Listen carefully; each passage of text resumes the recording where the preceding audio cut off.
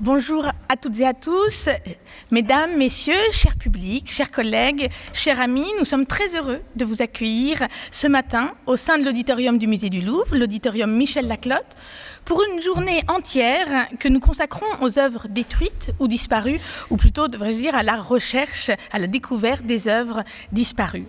Cette journée qui nous réunit n'aurait pu se faire sans la présidente du Musée du Louvre, Mme Laurence Descartes, que je dois excuser ce matin, mais à qui il importait, s'il n'y avait eu donc un contretemps important, d'ouvrir la journée sur ce sujet essentiel à ses yeux. La journée n'aurait pu se faire aussi sans Dominique de Fonréau, directrice de la médiation et de la programmation culturelle, que je remercie vivement, et Luc Bougnol-Lafont, directeur de la préfiguration de l'éditorium, qui nous l'honneur d'être présent ici, ainsi que les équipes qui nous ont si bien secondés, Laurent Fournier, Gérard Pajus, ainsi que Valentine Gay, qui a été là pour chaque instant. Qu'ils soient remerciés vraiment vivement pour ce qu'ils nous permettent de faire, pour l'organisation de cette journée, où nous nous proposons de poursuivre les recherches que nous avons initiées depuis un moment déjà sur le patrimoine et les œuvres en période de conflit, en évoquant aujourd'hui la mise en œuvre de la protection des œuvres pendant les guerres, un sujet connu et travaillé, mais aussi à la circulation des biens patrimoniaux pendant ou à la suite de ces périodes troublées. Les guerres sont en effet des moments qui, malgré les efforts de protection, sont des temps de destruction, et il faut rappeler qu'en 1935-45, 160 musées en France ont été sinistrés, dont 46 entièrement détruits.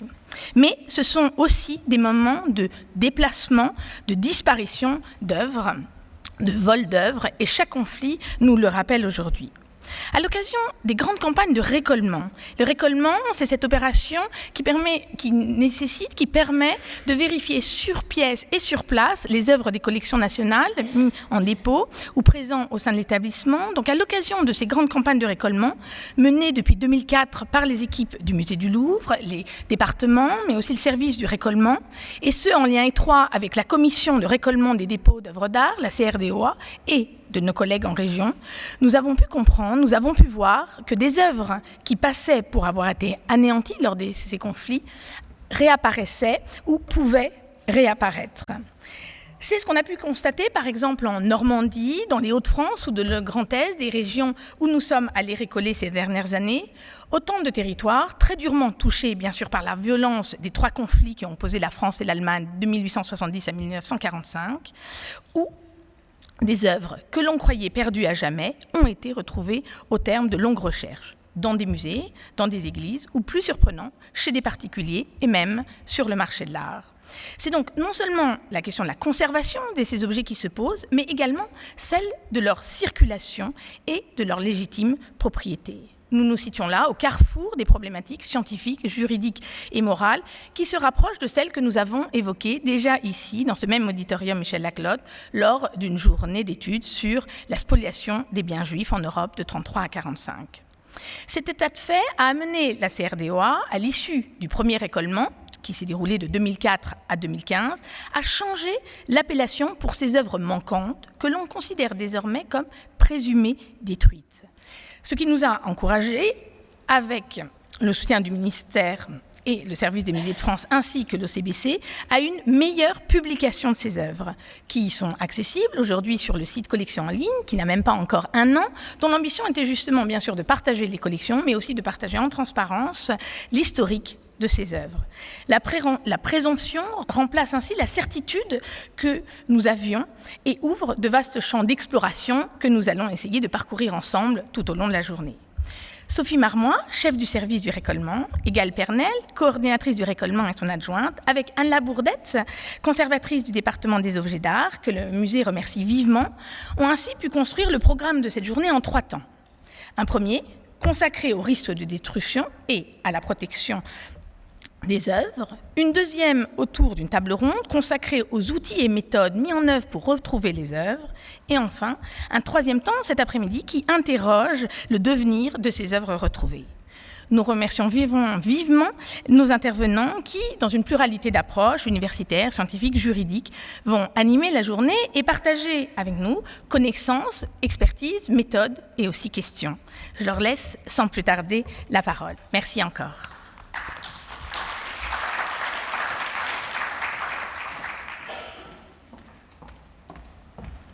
Bonjour. Je vais vous présenter notre premier intervenant, Arnaud Bertinet, qui est maître de conférences en histoire de l'art et du patrimoine à l'Université Paris 1 Panthéon-Sorbonne et membre du laboratoire de recherche Histoire culturelle et sociale des arts. Ses recherches portent sur l'histoire du patrimoine et des musées dans une optique culturelle et sociale durant la seconde moitié du XIXe siècle, mais aussi au XXe et XXIe siècle. Arnaud Bertinet a publié sa thèse en 2015 sous le titre « Les musées de Napoléon III, une institution pour les arts » et il a co-dirigé en 2018 l'ouvrage « Des musées de Metz à la Cour d'Or, histoire des collections, reflet d'un territoire ». Enfin, Arnaud Bertinet a également abordé les relations muséales transnationales lors de son postdoctorat à l'Institut national d'histoire de l'art et à l'Institut national du patrimoine sur l'histoire des évacuations des musées en cas de conflit international entre 1870 et 1945. Il inaugure donc notre matinée avec une intervention intitulée « Guerre, protection et évacuation des musées français de 1870 à 1945. » Merci. Bonjour. Je tiens à remercier les organisatrices du colloque, bien entendu, Négine Mathieu, Sophie Marmois, Gaëlle Pernel et Anne Labourdette pour leur invitation. Et j'en suis d'autant plus heureux que c'est en fait la première fois que je suis sur l'estrade de l'auditorium et non dans le public, ce qui est tout de même assez impressionnant, je ne vous le cache pas. Merci donc. Voilà. Donc, lors des conflits armés, le patrimoine d'un pays est à la fois l'emblème d'une identité collective, une source de convoitise et un otage éventuel. Les confiscations abusives, les pillages sont multiples tout au long de l'histoire, depuis la destruction du temple de Jérusalem en 70 après Jésus-Christ, en passant par le sac du palais d'été par les troupes britanniques et françaises en 1860, lors de la Seconde Guerre de l'opium, ou lors du pillage du musée de Bagdad en avril 2003. Les destructions symboliques des lieux patrimoniaux sont également nombreuses, qu'il s'agisse, pour rester dans une actualité proche, des dynamitages et des combats qui ont pu avoir lieu à Hatra en Irak ou à Palmyre en Syrie. Et alors même qu'il existe désormais une législation internationale protégeant le patrimoine culturel. La période de mise en danger et de protection patrimoniale peut-être la mieux connue en France, après celle de la Révolution et la Seconde Guerre mondiale. Pourtant, il faut savoir qu'il existe des précédents qui ont annoncé le processus d'évacuation de 1939 et qui avaient presque disparu de notre mémoire collective. En effet, qui sait que quand l'impératrice Eugénie fuit les Tuileries, en passant par la Grande Galerie du Louvre, le 4 septembre 1870, elle traverse un musée dont les tableaux ont été évacués. Et que, lorsque la Pariser Canon bombarde Paris, en 1918, les collections des musées ont depuis longtemps quitté la capitale.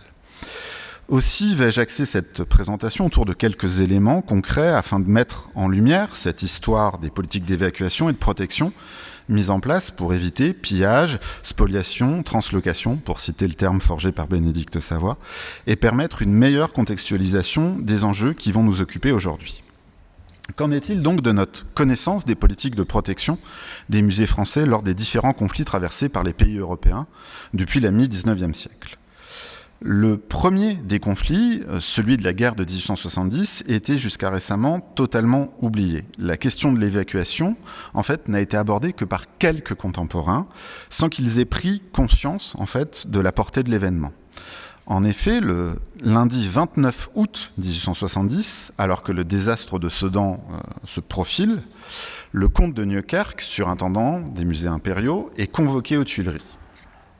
Lors de cette entrevue, l'impératrice décide d'évacuer les collections du Louvre. Le lendemain, le maréchal Vaillant informe Nieuwkerk, dans une lettre absolument confidentielle, qu'on retirerait des musées impériaux pour les mettre en lieu sûr les tableaux les plus précieux. Donc c'est une décision exceptionnelle, la mise à l'abri des collections les plus précieuses d'une nation dans le cadre d'un conflit armé qui vient d'être prise en fait dans les tout derniers jours du Second Empire. C'est la seule institution concernée par cette décision à la suite de cette première réunion.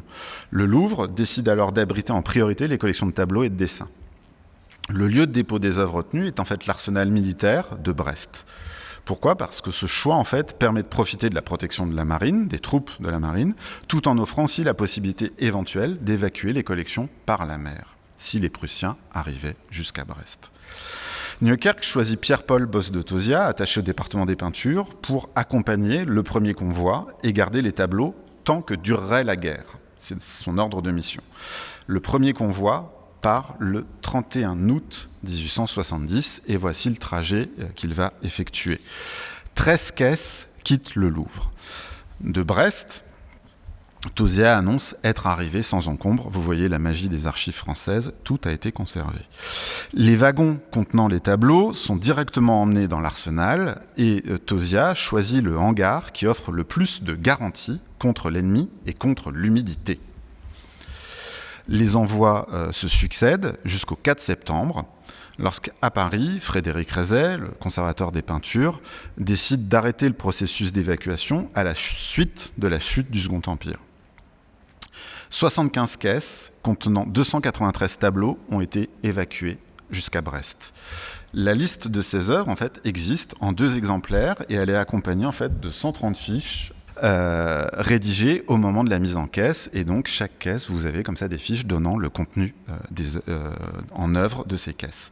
Les œuvres du Grand Salon, et vous voyez, Musée du Louvre GS1, donc Musée du Louvre, Grand Salon, caisse 1, sont les premières à être descendues des Simèzes et placées en caisse. Et dans cette caisse 1 du Grand Salon, qui trouvez-vous la pièce la plus importante pour les conservateurs de l'époque, la Belle Jardinière de Raphaël, accompagnée de la femme hydropique de Gérard Doux. Il s'agit, je cite les contemporains, d'un triste et humiliant spectacle, Rezet pleurant à chaudes larmes devant la Belle Jardinière au fond de sa caisse. Dans ces caisses, qui quittent le Louvre lors du premier convoi, sont également entreposés le couronnement de la Vierge de Fra Angelico, la Vierge à l'enfant avec Sainte-Anne de Léonard de Vinci, la Vierge de la Victoire de Mantegna, la Conception de la Vierge de Murillo, ce sont les titres des œuvres à l'époque.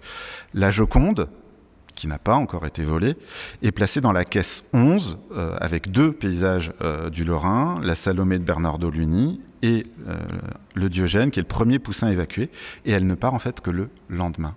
Elle n'est pas évacuée en priorité. Les noces de Cana, qui se croyaient attachées au mur du Louvre pour l'éternité, là encore je cite les contemporains, et qui ne sont plus qu'un colis protégé contre les aventures du déplacement et du voyage par le mot fragile, quittent Paris le 1er septembre à la plus grande surprise de Tauziat qui les voit arriver à Brest et qui ne s'attendait pas à les voir arriver. Il faut noter la rapidité avec laquelle cette évacuation est menée, sans réel dommage pour les œuvres.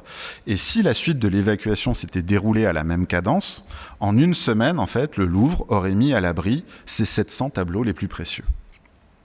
Le processus d'évacuation est définitivement arrêté en fait, par le nouveau régime. Jules Simon, ministre de l'Instruction publique, donc responsable des musées à partir du 6 septembre, ne fait pas revenir les œuvres de Brest et il engage en fait surtout Rezet, qui lui confie la liste des tableaux évacués, à continuer la mise en caisse des collections, mais à déplacer ces caisses dans les sous-sols du Louvre et on avisera.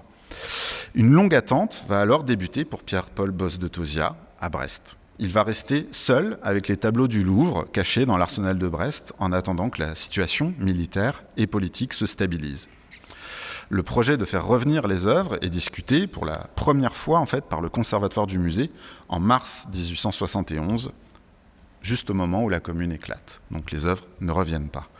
L'autorisation de retour des œuvres est finalement donnée par Charles Leblanc le 31 août 1871 et le 7 septembre 1871, plus d'1 an en fait après leur départ, les tableaux évacués reviennent intacts au Louvre. Vous avez là la liste en fait des horaires du train qui va ramener les œuvres de Brest avec tous ces arrêts.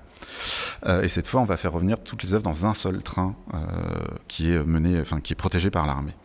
Cette arrivée se fait dans la plus grande discrétion et les œuvres en fait rentrent dans un Louvre qui est totalement fermé au public.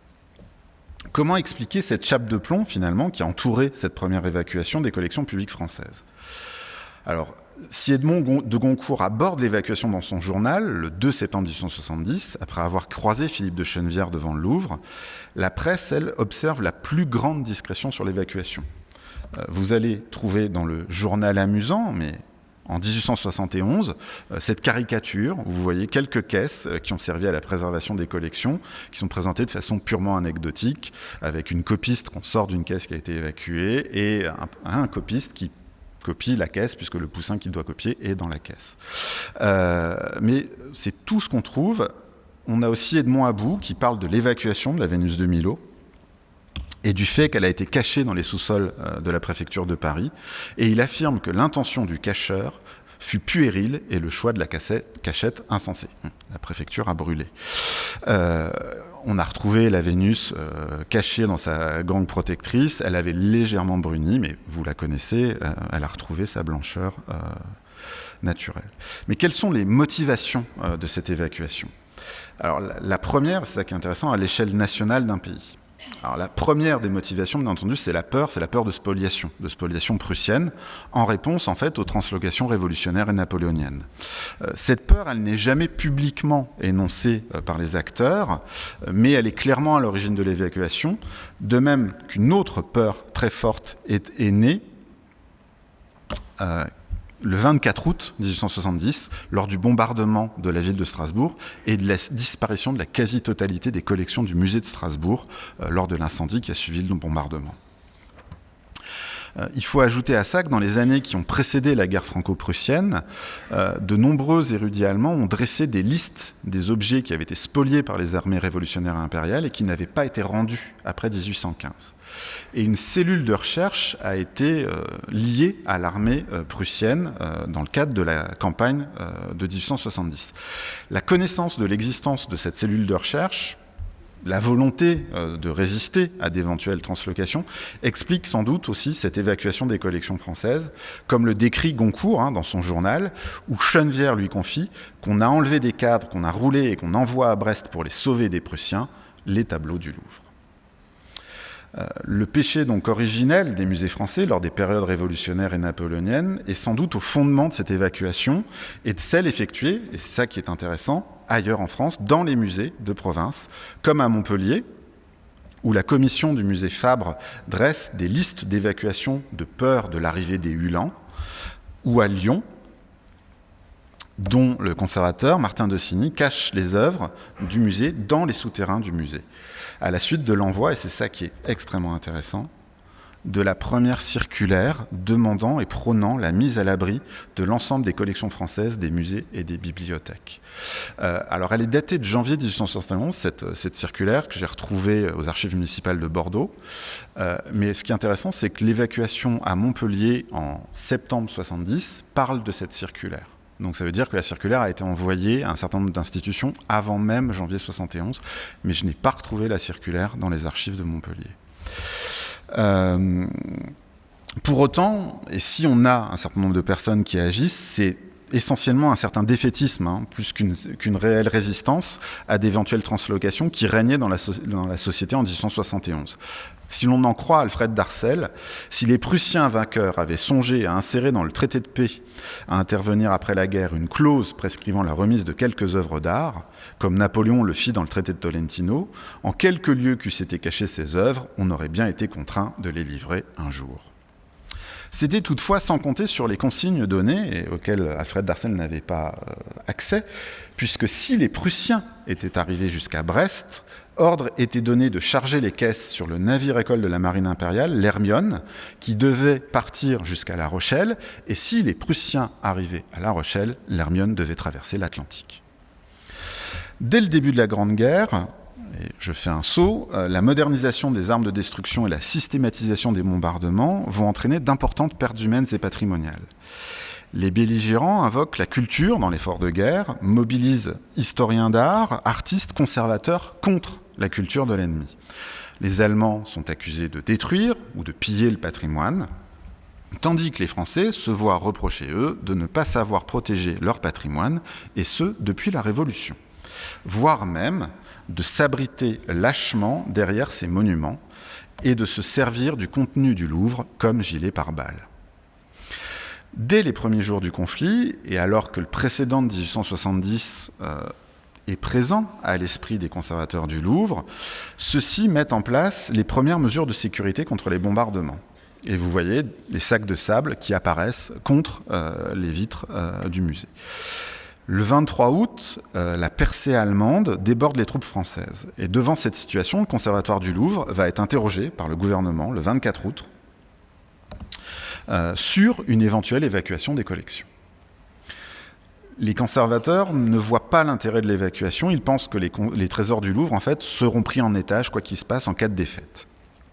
Et le conservatoire apparaît donc en fait plus inquiet d'éventuelles spoliations, tandis que l'appareil politique, lui, est effrayé par le potentiel de destruction en fait des nouvelles armes. Et le 25 août, la ville de Louvain en fait est en partie incendiée et la bibliothèque universitaire disparaît dans les flammes. Qu'arrive-t-il ? Eh bien, dans la foulée, Albert Dalimier, qui est le sous-secrétaire d'État aux Beaux-Arts, va ordonner, en fait, le 28 août, à Henri Marcel, directeur des musées nationaux, le déplacement des œuvres majeures du Louvre.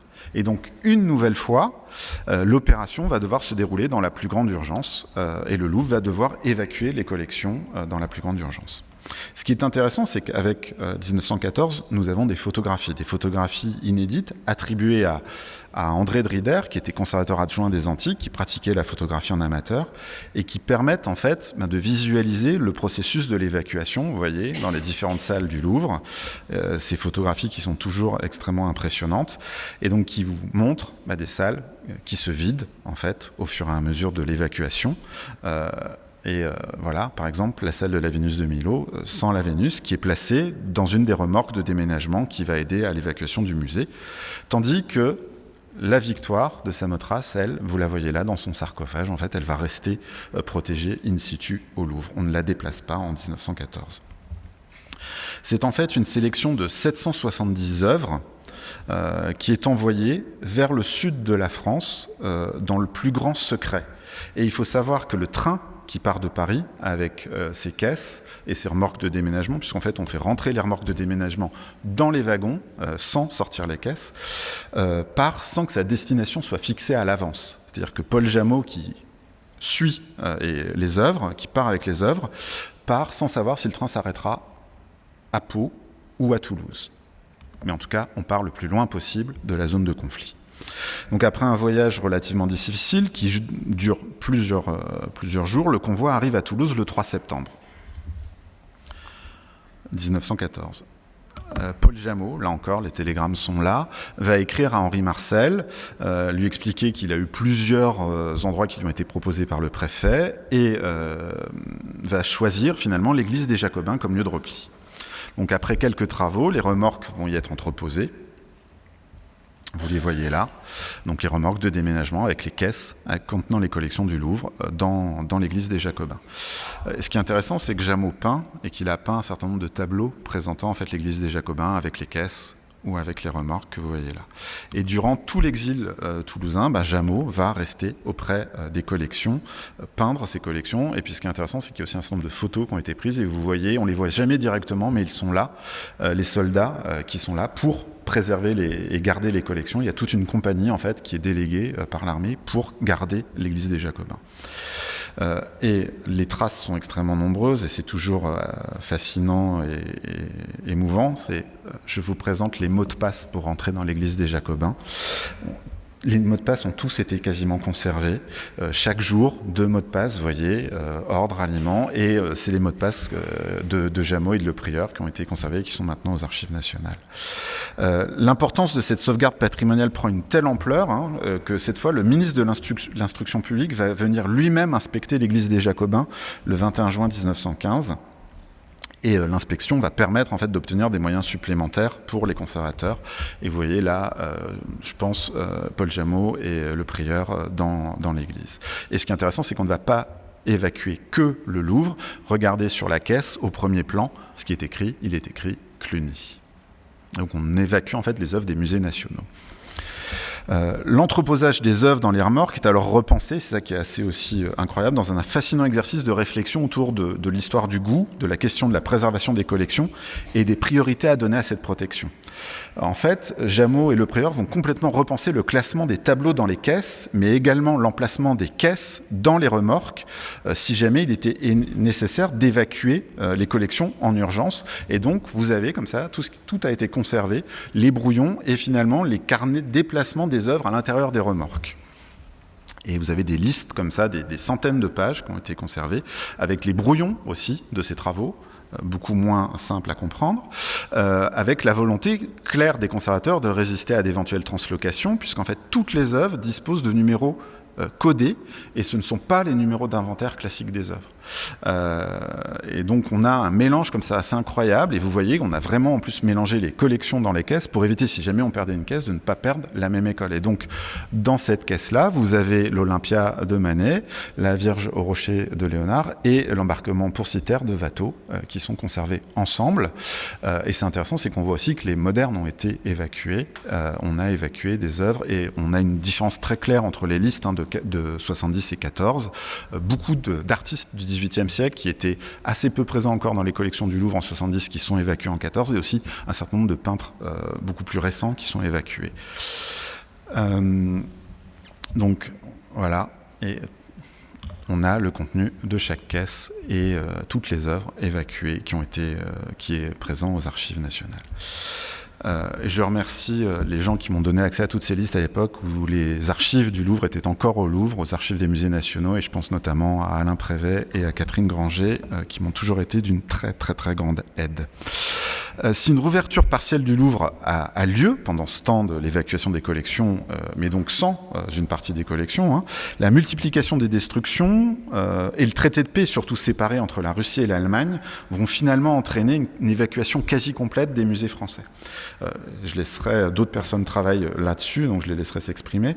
Et en 1916, Toulouse va devenir le refuge comme ça d'un certain nombre de collections d'autres musées, de musées de l'Est, du nord de la France, parce que bien entendu il y a des destructions, mais ça, voilà, je laisserai les autres en parler. Et parce que certaines collections n'ont pas été évacuées à temps et ont été touchées par des bombardements ou déplacées par le Kunstschutz. Je vous rassure, ce n'est pas le radeau de la Méduse que vous voyez là, c'est la copie par Guimand et Ronjat du radeau de la Méduse, qui a été commandé sous le Second Empire, parce que le radeau de la Méduse s'obscurcissait déjà à l'époque, et on a commandé une copie à l'échelle 1 du radeau, à l'époque, qu'on a placé au musée Napoléon d'Amiens, devenu depuis le musée de Picardie. Les obus lancés sur Paris en 1918 vont entraîner en fait finalement la protection complète des collections qui restaient à évacuer, et finalement on donne l'ordre d'évacuation, tout ce qui restait au Louvre qui n'avait pas été évacué en 1918. En fait, ce qui est intéressant de voir là, c'est que toute perte patrimoniale supplémentaire devient inacceptable en fait pour les autorités. Et donc ces dernières évacuations vont être en fait suivies très peu de temps après par le retour définitif des œuvres vers leurs institutions d'origine, puisque 4 années après son départ de Paris, Paul Jameau quitte Toulouse le 22 décembre 1918 à la tête du convoi qui ramène les remorques des musées nationaux à Paris. Et Pierre-Paul Bosse de Tauziat, Paul Jameau sont restés à chaque fois avec les œuvres tout le long de leur exil. Les civilisations se sont éprouvées comme concrètement mortelles. Pour citer Paul Valéry, Élan, Ninive, Babylone étaient de beaux noms vagues, et la ruine totale de ces mondes avait aussi peu de signification pour nous que leur existence même.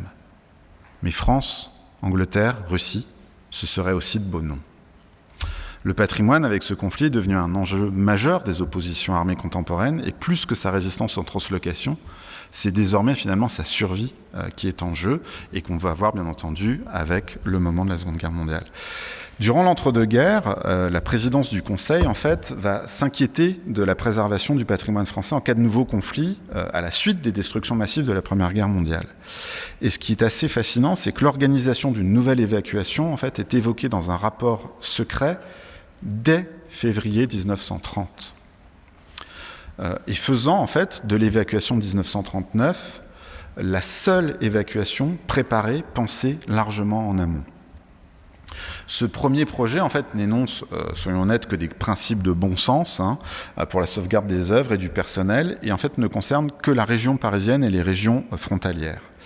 En octobre 1932, à la suite du retrait de l'Allemagne de la conférence de Genève sur le désarmement, Henri Verne, directeur du Louvre, va demander à ses conservateurs de commencer dans une éventualité, je le cite, qu'il faut prévoir tout en souhaitant qu'elle ne se produise pas, à étudier de très près la liste des objets qu'il serait nécessaire d'évacuer, établie par ordre d'urgence, ainsi que les modalités que vous proposez d'adopter pour leur évacuation. Et à partir de 1932, régulièrement, Verne va interroger ses conservateurs sur la mise en place de ces listes. Si le traité de Washington, le pacte Röhrich sur la protection des monuments et des œuvres d'art en cas de guerre est signé le 15 avril 1935, il ne rencontre malheureusement que très peu de succès auprès des pays européens. Cette action était pourtant soutenue par l'Office international des musées, l'OIM, et l'OIM va prendre une part importante dans la question de cette protection des collections qui va dominer les débats de l'organisation. Je vous renvoie à la conférence qui va suivre sur l'évacuation des collections espagnoles, l'évacuation du Prado, lors de la guerre civile espagnole, qui va initier des mesures en fait, qui vont se dérouler dans toute l'Europe. Et en fait, pour la première fois dans l'histoire mondiale, la mise en sûreté du patrimoine artistique de plusieurs nations, de l'ensemble de territoires, de nations qui vont se confronter et projeter. Et la revue de l'institution, Museion, va servir en fait de vecteur de diffusion des différentes mesures de protection nécessaires à la sauvegarde des collections. Museion va même publier un numéro spécial consacré, il est tardif en 1939, mais les articles ont été publiés avant, sur la protection des œuvres en temps de guerre. Et la nationalité des différents intervenants est fascinante. Ils sont anglais, grecs, italiens, espagnols, autrichiens, français, hollandais. Et donc ces échanges, ces articles prouvent en fait tous les échanges qu'il peut y avoir à travers la revue entre conservateurs des différents pays qui vont, pour certains, s'opposer frontalement durant le conflit. Et donc, on a une étude des textes de Museion qui est extrêmement fascinante parce qu'elle démontre aussi l'emprise qu'ont pu avoir ces textes sur la préparation des évacuations, les exemples qui sont publiés, vous voyez, dans Museion aussi, pratiques sur comment protéger les collections. À Paris, la Direction générale des Beaux-Arts demande en fait, dès août 1935, tous les renseignements nécessaires à un plan d'évacuation. Henri Verne a déjà mobilisé les conservateurs autour de ces questions et va cette fois leur demander une planification réaliste de la protection des collections. Je ne développerai pas plus puisque Negin va le faire ensuite, mais le plan des musées nationaux prévoit dans un premier temps en fait, d'abriter une majorité d'œuvres dans leur institution, tandis que Joseph Billet, qui est inspecteur des musées de province, lui est chargé d'établir par ordre d'urgence les listes des œuvres d'art à évacuer ou à protéger sur place en cas de conflit international. Pour les régions, d'abord, du nord et de l'est de la France. La tâche de planification est immense parce que finalement, il va être décidé de trouver des lieux de repli pour tous les musées de France. Et le château de Chambord va être désigné en mai 1938 comme dépôt principal des musées nationaux. Et justement, en 1938, vous allez avoir une répétition générale de l'évacuation qui va avoir lieu au moment du sommet de Munich. Au moment où Daladier prend l'avion pour partir vers Munich, des convois quittent les musées français, des convois quittent le Louvre le 27 septembre 1938, donc 2 jours avant la réunion, pour évacuer les collections. Et cet exercice, grandeur nature, va en fait souligner toutes les défaillances du système. Je cite, là encore, les contemporains, Chambord, et c'est Pierre Schomer que je cite, poste trop visible, trop repéré déjà par le public, ne peut être conservé sans engager lourdement la responsabilité de l'administration des Beaux-Arts. D'autant que la presse, en fait, a découvert l'évacuation et que les précautions françaises, en fait, font l'objet d'articles dans la presse allemande. Chambord, finalement, deviendra le centre de triage du nouveau plan d'évacuation et on collera sur les caisses, en fait, ces affiches, mais ensuite, on ne dira plus où vont aller les caisses. Et donc Chambord va être comme ça un point de rendez-vous pour les convois qui vont quitter les musées nationaux avant de se rendre dans de nouveaux lieux de repli. Et 71 châteaux et abbayes vont être réquisitionnés pour l'occasion. Et donc après ces ratés, il est décidé que le Louvre sera entièrement évacué. Donc on a un parcours d'évacuation qui va être mis en place. Là encore, je ne vais pas trop développer, mais vous voyez, pour chaque salle du musée, vous avez des plans avec le parcours des caisses jusqu'aux ascenseurs pour les descendre vers la cour carrée où les camions les attendent. Et donc les caisses sont siglées musées nationaux. La destination de Chambord est rendue publique, mais ensuite, on ne sait rien du reste et les listes sont codées pour que seuls les conservateurs connaissent le contenu. Je vous montre juste cette fameuse caisse, la caisse de la seule œuvre ayant sa caisse et uniquement et étant seule dans une caisse, c'est la Joconde qui a été volée. Voilà, elle avait déjà sa caisse à elle seule pour l'évacuation en 1914, mais c'était pas la même. Et donc le 24 août 1939, le pacte de non-agression germano-soviétique devient public. Et vous voyez là le télégramme qui va être envoyé à l'ensemble des collections publiques françaises par Joseph Billet. C'est l'exemplaire des musées de Metz. Et donc 7 jours avant l'entrée en guerre de la France, ordre est donné aux conservateurs français d'évacuer leurs collections, enfin de demander l'accord au préfet pour évacuer les collections. Et les dépôts vont recevoir des œuvres de 200 musées de province à ce moment-là. Et donc on a les listes des musées. On trouve encore dans certains musées les caisses d'évacuation des collections. Ce qui est extrêmement intéressant, c'est que cette caisse d'évacuation des musées de Metz, elle est fascinante parce qu'à l'intérieur de cette caisse, au dernier étage des réserves de sculptures, vous aviez les archives de la Seconde Guerre mondiale qui étaient rangées dedans depuis les années 50. Un tiers des collections publiques françaises est évacué en quelques jours. Des œuvres majeures qui sont démontées, mises en caisse et déplacées. Les collections du nord et de l'est de la France, bien entendu, vont être évacuées en priorité. Et vous imaginez bien justement que le retable d'Issenheim est une œuvre qui doit être évacuée et protégée en priorité du fait de sa valeur symbolique par rapport à l'Allemagne. 51 convois vont quitter le Louvre entre le 27 août et le 28 décembre. Là encore, tout est clairement explicité. Les contemporains ont laissé beaucoup de traces pour la Seconde Guerre mondiale. On a beaucoup d'écrits de conservateurs. Je cite rapidement, là encore, le cérémonial du départ était fixé. Il avait pris une allure de conscription révolutionnaire. C'était un spectacle réglé comme un ballet, dans la cour carrée fermée au public. On avait installé des tables et des chaises. Jacques Jaujard y présidait, entouré de quelques fonctionnaires et du chef des transporteurs. Les camions défilaient devant eux. On dressait leur liste, la liste des caisses dans chaque camion. Et les camions s'éloignent de Paris, mais s'éloignent aussi de tous les musées français, avec à leur bord les chefs-d'œuvre des musées français, la Vénus de Milo, les bas-reliefs des Panathénées, les esclaves de Michel-Ange, la Victoire de Samothrace, ou encore les Noces de Cana ou le radeau de la Méduse. Voilà. Les œuvres quittent les musées français. Souci majeur, les châteaux, les abbayes qui ont été choisis avec la certitude de l'inviolabilité de la ligne Maginot. Et devant l'avancée allemande, il va être nécessaire en fait d'évacuer à nouveau les œuvres en mai et juin 1940. Et là, vous voyez cette carte qui a été publiée par Rose Valland il y a bien longtemps, où vous voyez le déplacement des œuvres, les châteaux pour les collections du Louvre et comment on va déplacer les collections. Le personnel du département des peintures et plus de 3000 tableaux arrivent ainsi finalement à l'abbaye de Locdieu, mais les conditions de conservation sont tellement peu satisfaisantes en fait que les tableaux continuent leur exil et partent vers le musée Ingres de Montauban. Il faut savoir que vous avez les tableaux qui sont déplacés, mais vous avez effectivement le personnel, les conservateurs, les gardiens et les familles de toutes ces personnes. Donc c'est une organisation qui est assez incroyable qui a été mise en place. Et bien entendu, il faut avoir des véhicules, il faut avoir de l'essence pour ces véhicules. On est en guerre. Et c'est en fait, donc ils partent jusqu'au musée Ingres de Montauban, sauf que vous connaissez peut-être la géographie de Montauban et la place du musée à Montauban qui surplombe un des ponts en fait de Montauban. Les ponts, ce sont des cibles de bombardement en cas de conflit, et donc finalement, en 1943, on va encore redéplacer les collections de peinture, une dernière fois vers des châteaux du Massif central. Ce qui est assez incroyable, c'est que les évacuations de 1939, de 1940 se déroulent étonnamment bien dans cette France à la dérive. Vous savez, cette image de la France de la drôle de guerre.